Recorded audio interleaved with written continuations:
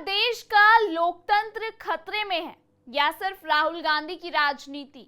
जब जनादेश जनता दे चुकी है तब सबूत मिटाने का आरोप क्यों?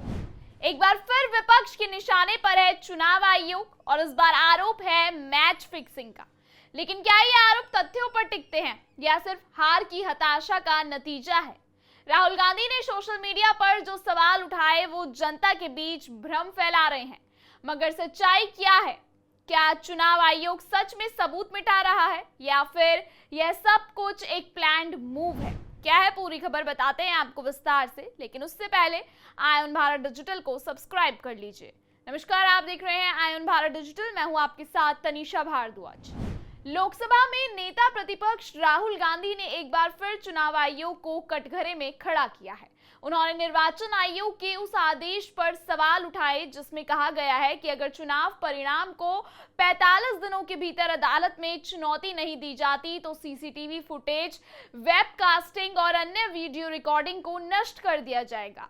राहुल गांधी ने लिखा, voter list machine readable format नहीं देंगे, सीसीटीवी फुटेज कानून बदल कर छिपा दी, चुनाव की फोटो वीडियो अब 1 साल नहीं 45 दिनों में ही मिटा देंगे।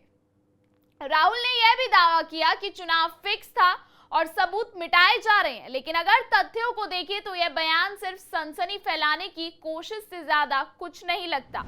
चुनाव आयोग ने स्पष्ट रूप से कहा है कि यह कदम जनप्रतिनिधित्व कानून और सुप्रीम कोर्ट के दिशा निर्देशों के अनुसार उठाया गया है।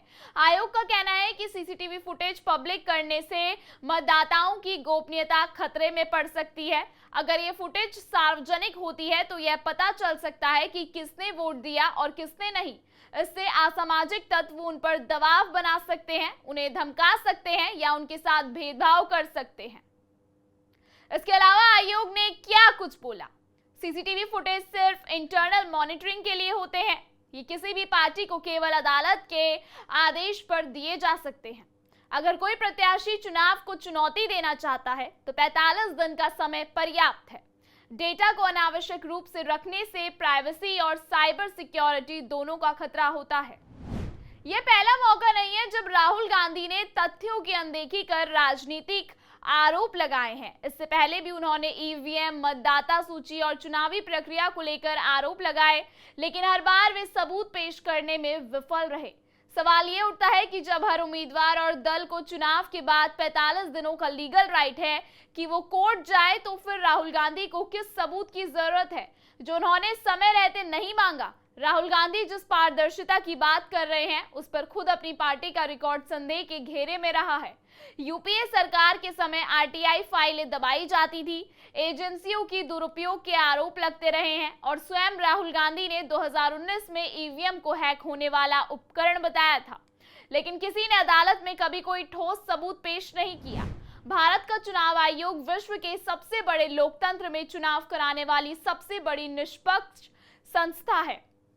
तकनीकी रूप से वेबकास्टिंग, सीसीटीवी निगरानी, फोटो वोटर लिस्ट और ईवीएम ट्रैकिंग जैसी प्रणाली चुनावी पारदर्शिता को साबित करती हैं।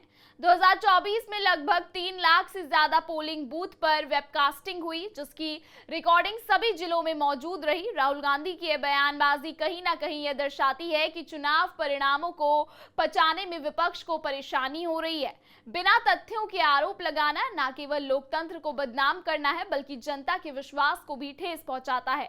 चुनाव आयोग का कदम न सिर्फ लॉफुल है बल्कि इसमें नागरिकों की सुरक्षा, निजता और डेटा प्रोटेक्शन को ध्यान में रखा गया है। इस तरह के आरोपों से पहले विपक्ष को तथ्यों के साथ सामने आना चाहिए, नहीं तो ये सिर्फ राजनीतिक स्टंट बनकर रह जाएगा। फिलहाल इस खबर में इतना ही। देश और दुनिया की तमाम बड़ी खबरों को लगातार देखने के लिए बने रहिए आयन भारत डिजिटल पर।